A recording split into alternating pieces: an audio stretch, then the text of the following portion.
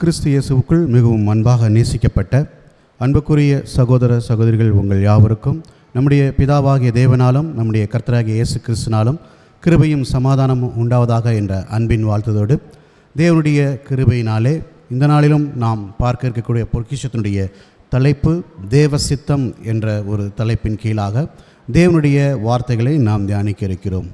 தேவ சித்தம் என்று நாம் பார்க்கும்போது இன்றைக்கு அநேக கிறிஸ்தவர்கள் தேவனுடைய சித்தம், அதாவது தேவனுடைய விருப்பம் என்ன என்பதை ஒரு அறியாத ஒரு சூழலில்தான் இன்றைக்கு இருக்கக்கூடிய கிறிஸ்தவர்கள் காணப்படுகிறார்கள் அப்படின்றத நம்ம கவனிக்கிறோம். அப்போது தேவ சித்தம் என்ன என்று நம்ம பார்க்கும்போது அநேக இடங்களில் இந்த காரியம்தான் தேவ சித்தம், இல்லை இந்த செயல்பாடுகள் தேவ சித்தம், இது தேவ சித்தம் இல்லை அப்படின்னு சொல்லிட்டு பலவீனமாக இருக்கக்கூடியவர்களை பலவீனப்படுத்தக்கூடிய வகையில் தேவ சித்தம் இதுதான் அப்படின்னு சொல்லிட்டு ஒரு விதமான ஒரு வஞ்சகமான ஒரு காரியங்கள் என்ன பண்ணப்பட்டது அப்படின்னா கிறிஸ்தவர்கள் மத்தியில் இருக்குது அப்படின்றத நம்ம கவனிக்கிறோம்.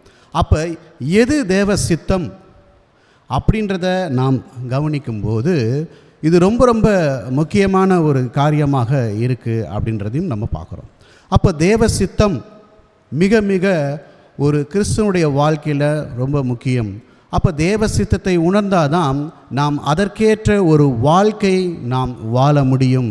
அப்போ தேவ சித்தம் நம்ம அன்றாட இருக்கக்கூடிய காரியங்களில், உதாரணத்துக்கு ஒரு வேலையாக இருக்கட்டும், ஒரு படிப்பாக இருக்கட்டும், அல்லது ஒரு திருமண காரியமாக இருக்கட்டும், இது எல்லாத்துலேயுமே பார்த்திங்கன்னா இது தேவ சித்தம் இல்லை, இது தேவ சித்தம் அப்படின்னு சொல்லிட்டு சொல்லக்கூடிய ஒரு காரியங்கள் எல்லாமே எங்கன்னா கிறிஸ்துவ மண்டலத்தில் நம்ம கவனிக்கிறோம்.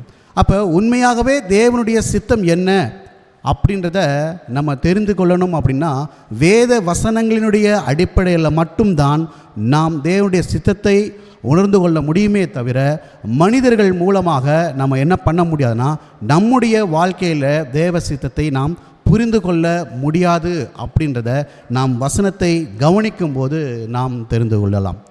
நாம் வாசிக்கும்போது மத்தேயு 7ஆம் அதிகாரம் 21ஆம் வசனம் நாம் வாசிக்கும்போது, பரலோகத்தில் இருக்கிற என் பிதாவின் சித்தத்தின்படி செய்கிறவனே பரலோக ராஜ்யத்தில் பிரவேசிப்பானே அல்லாமல் என்னை நோக்கி கர்த்தாவே கர்த்தாவே என்று சொல்லுகிறவன் அதில் பிரவேசிப்பதில்லை. அப்போது யார் ஒருத்தர் பரலோக ராஜ்யத்தில் பிரவேசிக்கணுமோ அவங்க அவரை நோக்கி கர்த்தாவே கர்த்தாவே என்று சொல்லுகிறவர்கள் என்ன பண்ண முடியாதுன்னா அவருடைய ராஜ்யத்தில் பிரவேசிக்க முடியாது.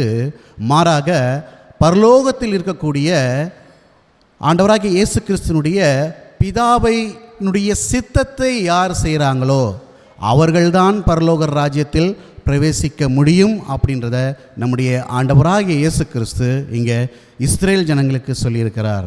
அப்போது அதே போல் நாமும் கூட பரலோகத்தில் இருக்கக்கூடிய பிதாவாகிய தேவனுடைய சித்தம் என்ன அப்படின்னு சொல்லி நம்ம அறிந்து அதன்படி செய்யும்போது மட்டும்தான் நாம் பரலோக ராஜ்யத்தில் நாம் பிரவேசிக்க முடியும். அப்படி பார்க்கும்போது அப்போ பிதாவினுடைய சித்தம் என்ன, பிதாவினுடைய விருப்பம் என்ன அப்படின்றத நாம் கவனிக்கும்போது 1 தீமோத்தேயு 2ஆம் அதிகாரம் 4ஆம் வசனத்தில் நாம் வாசிக்கும்போது, எல்லா மனுஷரும் ரட்சிக்கப்படவும் சத்தியத்தை அறிகிற அறிவை அடையவும் அவர் சித்தமுள்ளவராக இருக்கிறார். அப்போது நம்முடைய பிதாவாகிய தேவனுடைய சித்தம் என்ன என்று நாம் கவனிக்கும்போது எல்லா மனுஷரும் ரட்சிக்கப்பட வேண்டும். அடுத்து பார்க்கும்போது சத்தியத்தை அறிகிற அறிவை எல்லா மனுக்குலமும் அடைய வேண்டும். அப்போது ஆதாமுடைய விழுகை நிமித்தமாக, அவருடைய கீழ்ப்படியாமையின் நிமித்தமாக ஒட்டுமொத்த மனுக்குலமும் பாவத்துக்குள்ளாக அடைக்கப்பட்ட ஒரு நிலைமையிலும் மரணத்துக்குள்ளாக போகப்பட்ட ஒரு நிலைமையில் ஒட்டுமொத்த மனுக்குலமும் காணப்படுது. அப்படிப்பட்ட அந்த மனுக்குலத்தை தேவன் எல்லா மனுக்குலத்தையும் ரட்சிக்க வேண்டும் அப்படின்றது தான் தேவனுடைய சித்தமாக இருக்குது. அதே போல் சத்தியம், அந்த சத்தியத்தை அறியக்கூடிய அறிவு எல்லா ஜனங்களும் பெற்றுக்கொள்ளணும். இதை தான் தேவனுடைய சித்தமாக இருக்குது அப்படின்றத நம்ம கவனிக்கிறோம். அப்போது இன்றைக்கு இருக்கக்கூடிய நாம் வாழக்கூடிய காலப்பகுதியில் எல்லாருக்குமே சத்தியத்தை அறியக்கூடிய ஒரு அறிவும் இந்த ரட்சிப்பின் திட்டத்துடைய புரிந்து கொள்ளக்கூடிய ஒரு காரியமும் இருக்குதா அப்படின்னு பார்க்கும்போது இல்லை அப்படின்றதும் பார்க்குறோம். அப்போது வெகு சிலரே தேவனையும் அவருடைய சத்தியத்தையும் அவருடைய ரட்சிப்பின் திட்டங்களையும் அறிந்து அவர்கள் தங்களுடைய வாழ்க்கையை ஒப்புக் கொடுக்கிறதாக காணப்படுகிறார்கள் அப்படின்றதையும் நம்ம கவனிக்கிறோம். அப்போது எல்லா ஜனங்களுக்கும் கண்டிப்பாக தேவன் அவருடைய சத்தியத்தையும் அவருடைய ரட்சிப்பையும் அவர் கொடுப்பார் அப்படின்றது தான் நாம் விசுவாசிக்கிறோம். அப்போது தேவன் அதற்கான ஒரு காலத்தை இந்த ஒட்டுமொத்த மனுக்குலத்திற்கும் அவர் வைத்திருக்கிறார். கட்டாயமாக அந்த காலப்பகுதியில் எல்லா ஜனங்களும் ரட்சிக்கப்பட்டு அவரை அறிகிற அறிவிலே இருப்பார்கள் அப்படின்றதையும் நம்ம கவனிக்கிறோம். அப்போது தேவனுடைய சித்தத்தை குறித்து நாம் கவனிக்கும்போது நம்முடைய ஆண்டவராகிய இயேசு கிறிஸ்துவும் கூட தேவன் இந்த ஒட்டுமொத்த மனுக்குலத்தையும் மீட்டெடுப்பதற்காக ஒரு ரட்சிப்பின் திட்டத்தை அவர் எடுக்கும்போது நம்ம வாசிக்கிறோம். எபிரேயர் 10:7 அப்பொழுது நான் தேவனே உம்முடைய சித்தத்தின்படி செய்ய இதோ வருகிறேன், புஸ்தக சுருளில் என்னை குறித்து எழுதியிருக்கிறது.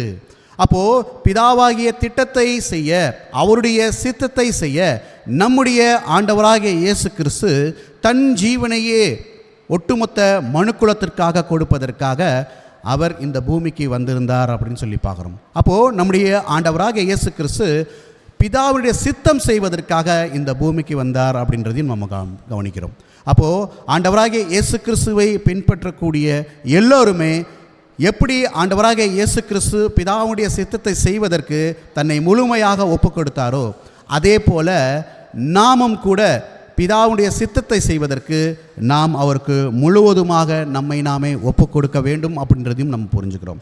அடுத்து நாம் கவனிக்கும்போது நாம் பிதாவினுடைய சித்தம் செய்யும் போது மட்டும்தான் நாம் வாக்குத்தத்தங்களை நாம் பெற முடியும் அப்படின்றதையும் நம்ம கவனிக்கிறோம். அப்படிப்பட்ட வாக்குத்தத்தத்தை பெறுவதற்கு நமக்கு பொறுமை மிக மிக அவசியம் அப்படின்றதையும் எபிரேயர் 10:36 நம்ம வாசிக்கிறோம்.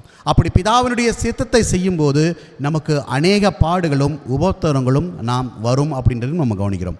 அப்படி வரும்போது நாம் என்ன செய்ய வேண்டும் அப்படின்னு பார்க்கும்போது 1 பேதுரு 4:2 ஏனென்றால் மாம்சத்தில் பாடுபடுகிறவன் இனி மாம்சத்தில் இருக்கும் காலம் வரைக்கும் மனுஷருடைய இச்சைகளின்படி பிழைக்காமல் தேவனுடைய சித்தத்தின்படி பிழைக்கத்தக்கதாக பாவங்களை விட்டு ஓய்ந்திருப்பான். அப்போது யார் ஒருத்தர் தேவனுடைய சித்தத்தை மனப்பூர்வமாக செய்கிறாங்களோ அவங்க மாம்சத்தின் இச்சையை விட்டு களைந்து பாவத்தை விட்டு அவங்க ஓய்ந்திருப்பாங்க, பாவத்தை விட்டு விலகி இருப்பார்கள் அப்படின்னு சொல்லி பார்க்குறோம். அவர்களால் மட்டும்தான் தேவனுடைய சித்தத்தை தேவனுடைய விருப்பத்தை செய்ய முடியும் அப்படின்றதும் நம்ம கவனிக்கிறோம். கடைசியாக கவனிக்கும்போது 1 யோவான் 2:7 உலகமும் அதன் இச்சையும் ஒளிந்து போம், தேவனுடைய சித்தத்தின்படி செய்கிறவனோ என்றென்றைக்கும் நிலைத்திருப்பான். அப்போது இந்த உலகத்தில் இருக்கக்கூடிய எல்லா இச்சையும் உலகமும் என்ன பண்ணிருன்னா ஒளிந்து போயிடும்.